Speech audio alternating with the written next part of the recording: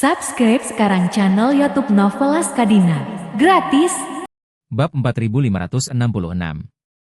Joseph tercengang dan berkata dengan tulus. T.N. Wade, kamu bisa menyelamatkan nyawa bawahanmu dan membiarkan orang tua bawahanmu pergi ke bumi dengan damai. Bawahan Anda berterima kasih, dan Anda telah membantu bawahan Anda untuk membentuk kembali Meridian. Dan buat bawahanmu melompat ke kesempurnaan agung dari alam cerah. Kebaikan ini, saya belum sempat membalasnya. Bagaimana saya bisa menerima pil obat Anda yang begitu berharga lagi? Charlie berkata ringan, Joseph, kebaikan ini, Anda tidak perlu menyebutkannya sepanjang waktu. Kamu telah melihat apa yang terjadi hari ini. Itu sekuat prajurit bintang 8. Dengan kerjasama taktik khusus lawan, mudah disembelih seperti domba. Jadi prioritas utamamu sekarang adalah meningkatkan kekuatanmu dengan cepat. Kalau tidak, jika kamu mati suatu hari nanti, bukankah kamu akan memiliki lebih sedikit kesempatan untuk membalas kebaikanmu? Setelah itu, dia menyerahkan ramuan itu kepadanya dan berkata, alam gelap tingkat lanjut, jalan di depan lebih panjang. Ketika Joseph mendengar ini, dia segera berkata dengan rasa terima kasih dan rasa hormat yang besar. Terima kasih, Tuan Wade. Bawahan Anda pasti akan memenuhi harapan mereka. Charlie mengangguk, saya akan pergi dulu, Anda akan menanganinya di sini. Joseph buru-buru berkata, aku akan mengantarmu pergi dari bawahanku. Charlie melihat waktu, baru pukul 3 pagi. Jadi dia melambaikan tangannya dan berkata, tidak perlu, aku akan pergi sendiri. Joseph berkata, bawahan itu akan mengirimmu keluar. Ketika Charlie berjalan keluar dari villa, seluruh Long Island terdiam. Lagi pula, ini sudah lewat jam 3 pagi. Dan orang-orang kaya yang tinggal di sini umumnya mengakhiri kehidupan malam mereka dan memasuki alam mimpi yang penuh dengan uang dan keinginan. Charlie sedang berjalan di jalan sendirian, dengan perasaan campur aduk di hatinya.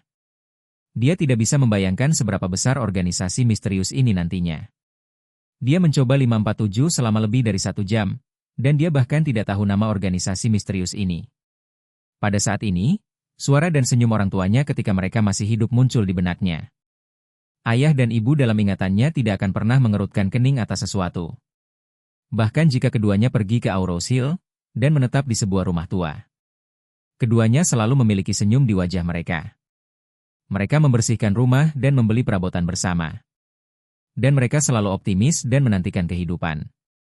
Oleh karena itu, dia mau tidak mau bertanya-tanya apakah kematian orang tuanya disebabkan oleh organisasi misterius ini. Jika demikian, apakah orang tua merasa bahwa bahaya sudah dekat sebelum kecelakaan itu terjadi? Jika demikian, apakah mereka memiliki pengetahuan khusus tentang organisasi misterius ini? Setelah berpikir lama, Charlie menghela nafas dan menggelengkan kepalanya. Terlalu banyak memikirkan masalah yang belum terselesaikan hanya akan membuat orang semakin lelah. Karena itu, dia memutuskan untuk mengesampingkan masalah ini untuk sementara waktu. Dan terus menggali lebih dalam ketika ada kesempatan di masa depan. Dan sekarang, masalah yang paling penting untuk dipecahkan adalah Gerard Liu yang menginginkan nyawa Hogan. Jika tidak ada yang lain, Elaine akan datang besok atau lusa. Jika tidak ada kecelakaan, dia akan menemani istrinya menonton konser lusa. Dan kemudian akan segera berangkat ke Hong Kong. Karena dia akan bertemu Gerard untuk sementara waktu, dia harus memberikan identitas dan kesempatan yang cocok untuk dirinya sendiri. Memikirkan hal ini, dia segera mengeluarkan ponselnya dan menelepon Doris. Doris sedang menangani bisnis resmi di kantor saat ini. Untuk beberapa alasan, pikirannya tiba-tiba kosong, dan tanpa sadar dia menyalakan komputer tablet di atas meja. Setelah membuka kuncinya, dia menemukan foto dari album foto tablet dan melihatnya dengan linglung. Adegan di foto itu adalah kantornya. Karakter di foto itu bukan dirinya, tapi Charlie yang duduk di sofa. Ini diambil olehnya dengan tenang setelah dia datang ke Emgrand Group terakhir kali. Dia adalah orang yang aneh. Dia jarang memposting momen apapun, dan dia tidak pernah memposting selfie. Sehingga sulit untuk menyimpan foto dirinya. Bab 4567. Karena itu, Doris diam-diam mengambil foto dan menyembunyikannya di komputer tabletnya. Setiap kali dia memikirkannya, dia diam-diam menemukan foto itu dan melihatnya. Tepat ketika dia sedikit tersesat, telepon tiba-tiba berdering. Ketika dia melihat kata-kata "ketua" di teleponnya, dia sama bahagianya dengan seorang gadis kecil. Dia ingin segera meraih telepon, tetapi untuk beberapa alasan. Dia buru-buru meluruskan rambutnya di depan cermin yang terpantul di lemari kaca. Dan kemudian menekan kegembiraannya dan menekan tombol jawab. Suara Doris sedikit bersemangat dan energik, tapi Charlie tidak bisa memahaminya. Dia langsung ke topik dan bertanya. Doris, seberapa banyak yang kamu ketahui tentang Gerard Liu di Hong Kong? Gerard Liu? Bagaimana Anda mengetahui tentang dia? Charlie berkata, aku punya sesuatu untuk didiskusikan dengannya. Tapi saya tidak ingin menggunakan identitas asli saya. Jadi saya ingin bertanya apakah ada kesempatan bagus bagi saya untuk berbicara dengannya. Setelah saya pergi ke Hong Kong, aku akan bertemu dengannya secara normal. Doris berkata, Ketua, grup Emigran kami tidak memiliki urusan bisnis dengannya. Tapi saya ingat bahwa sebagian besar bisnis utamanya adalah pengiriman laut. Sebaiknya kamu menelepon Melba dan bertanya, jika kamu menggunakan nama isu shipping, seharusnya tidak ada masalah. Dipahami. Charlie tersenyum dan berkata, kalau begitu aku akan menelepon Melba. Kamu sibuk. Doris tidak menyangka Charlie akan menutup telepon secepat ini, dan tanpa sadar berkata, Ketua, tunggu sebentar. Charlie bertanya padanya, ada apa? Apakah Anda memiliki sesuatu untuk ditanyakan kepada saya? Doris buru-buru berkata, ini, kau menyembuhkan penyakit ayahku sebelumnya. Orang tua saya selalu sangat berterima kasih kepada Anda, dan tidak pernah menemukan kesempatan yang baik. Ibuku memberitahuku beberapa hari yang lalu, bahwa dia ingin mengundangmu makan malam di rumah. Saya mengatakan kepadanya bahwa Anda berada di Amerika Serikat. Dan dia bertanya padaku kapan kamu akan kembali jika itu nyaman, datang untuk makan malam di rumah. Charlie tahu itu ketika ayah Doris diracun sebelumnya dan dia menyelamatkannya. Keluarganya selalu berterima kasih atas tindakannya, tetapi dia tersenyum santai. Beritahu paman dan bibi bahwa kamu tidak harus begitu sopan. Masalah sebelumnya hanya sedikit usaha. Setelah berbicara dia berkata lagi, tapi jangan khawatir, saya pasti akan meluangkan waktu untuk berkunjung setelah saya kembali. Doris berkata dengan gembira, oke ketua, kalau begitu aku akan memberitahu ibuku itu. Ketika kamu kembali, datang ke rumah untuk makan cepat. Oke. Charlie langsung setuju dan tersenyum. Doris, kalau begitu aku akan menutup telepon dulu, dan aku akan menelepon Melba. Oke, ketua. Charlie menutup telepon dan menelepon Melba, yang sekarang bertanggung jawab atas isu shipping. Di ujung telepon yang lain, Melba sama terkejutnya dengan Doris, dan berkata, T.N. Wade, kenapa kamu meneleponku selarut ini? Charlie tersenyum dan berkata, seharusnya sore di pihakmu, kan? Ya. Melba buru-buru berkata, bukankah di sana sudah larut malam? Kamu meneleponku sangat terlambat, apakah kamu tidak takut nyonya akan marah? Charlie berkata dengan santai, tidak, aku di luar untuk bernapas. Oh, itu dia. Melba mengumpulkan keberaniannya dan dengan sengaja menggoda. T.N. Wade merindukanku, meneleponku, dan ingin mengobrol denganku. Atau ada yang ingin kau katakan padaku? Charlie tersenyum, aku punya sesuatu untuk dilakukan. Aku ingin meminta bantuanmu. Melba sedikit kecewa di hatinya, tetapi dia berkata tanpa ragu. Jika kamu memiliki sesuatu untuk dilakukan, katakan saja padaku. Charlie berkata, apakah Anda kenal Gerard Liu dari Hong Kong? Gerard Liu? Melba bertanya dengan rasa ingin tahu berkata.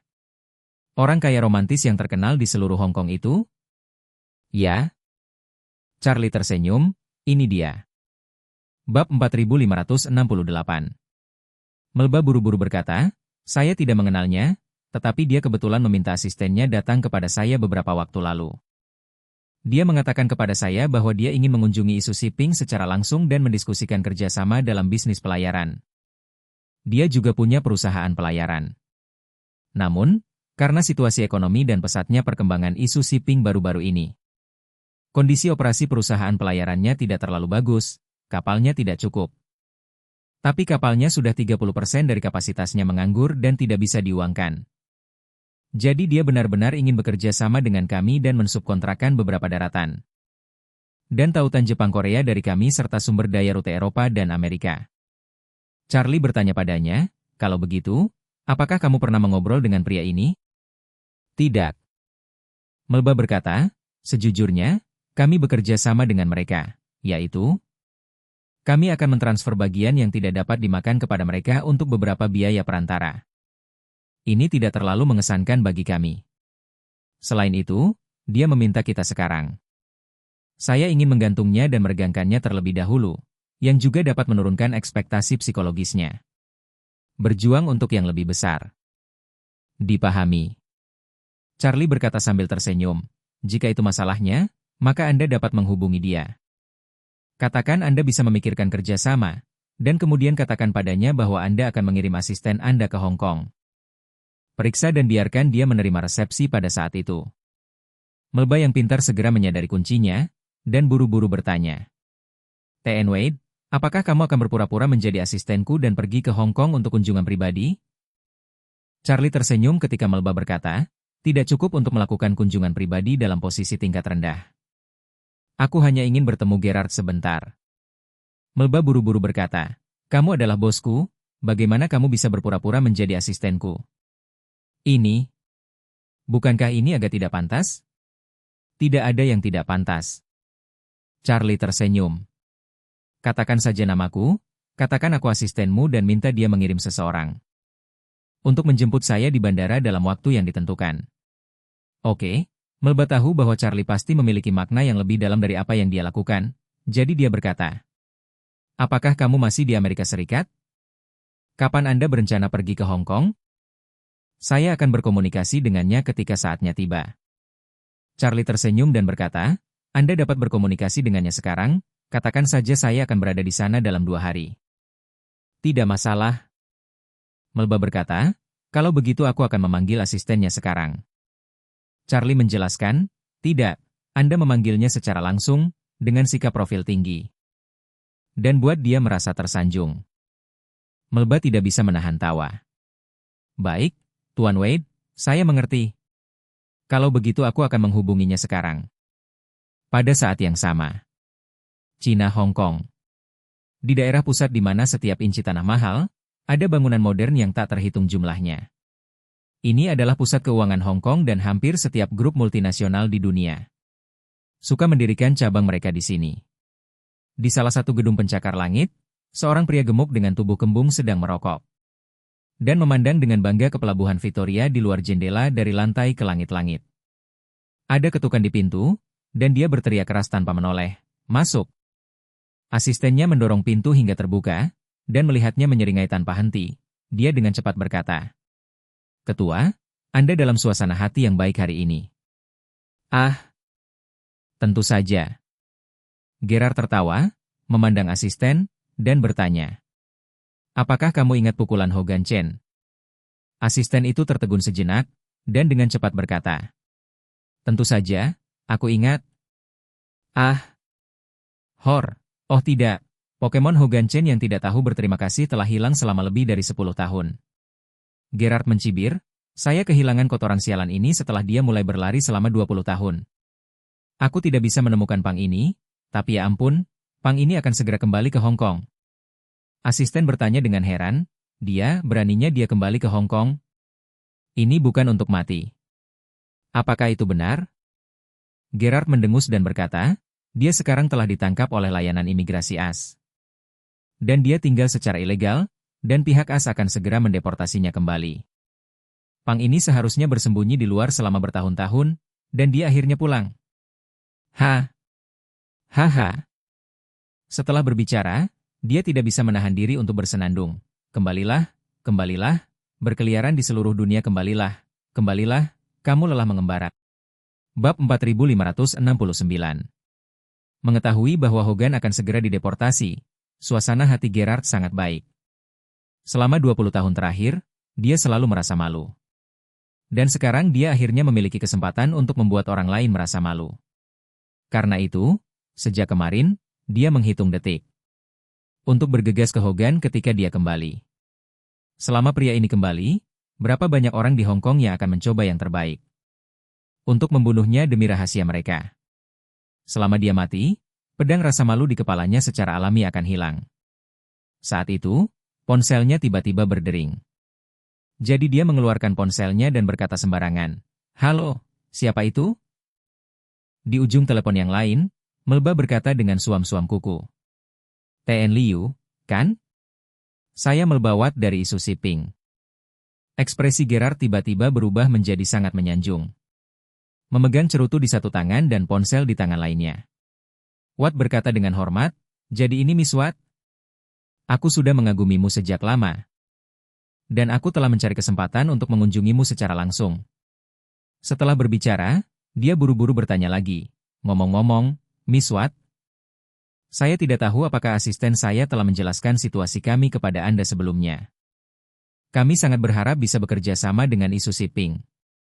Mari kita lihat apakah kamu punya waktu. Dan mari kita mengobrol dengan baik.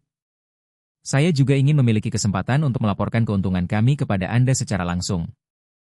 Bagi Gerard, asetnya secara alami jauh lebih kuat daripada manajer profesional seperti Melba.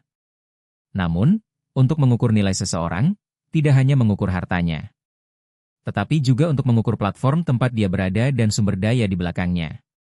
Meskipun Melba tidak memiliki aset, dia adalah kepala dari seluruh isu Siping. Sekarang, isu Siping memiliki sumber daya yang melimpah di Asia dan berkembang pesat. Jika dia ingin bekerja sama dengan isu Siping dan memonetisasi sumber daya menganggur dari Melba, dia harus bersikap sopan padanya. Melba berkata dengan nada tenang saat ini. "TN Liu, tentang kerjasama, orang-orang Anda telah memperkenalkannya kepada saya sebelumnya. Saya kira kerjasama bukan hal yang tidak terpikirkan, tapi sebelum membahas kerjasama, kami masih perlu memperkuat pemahaman kami." Gerard berkata tanpa ragu, "Tentu saja. Inilah yang seharusnya. MS Watt, ketika itu nyaman bagimu, aku akan datang ke daratan untuk bertemu dengan Anda secara langsung untuk berbagi informasi dan memperkenalkan tim saya." Melba berkata, "Jangan menyusahkan diri sendiri, Tuan Liu. Kebetulan asisten pribadi saya akan datang ke Hong Kong dalam 2 hari. Jika Anda punya waktu, saya bisa mengatur pertemuan dengan Anda. Dan dia bisa mewakili saya dengan otoritas penuh." Gerard berkata dengan terkejut, "Wow, Miss Watt, itu sangat tepat. Aku akan benar-benar tersedia selama 2 hari ke depan." Melba berkata, "Kalau begitu aku akan memberitahumu waktu yang tepat ketika jadwalnya diselesaikan. Dan kemudian saya akan menyusahkan Presiden Liu untuk mengatur resepsi." "Tidak masalah.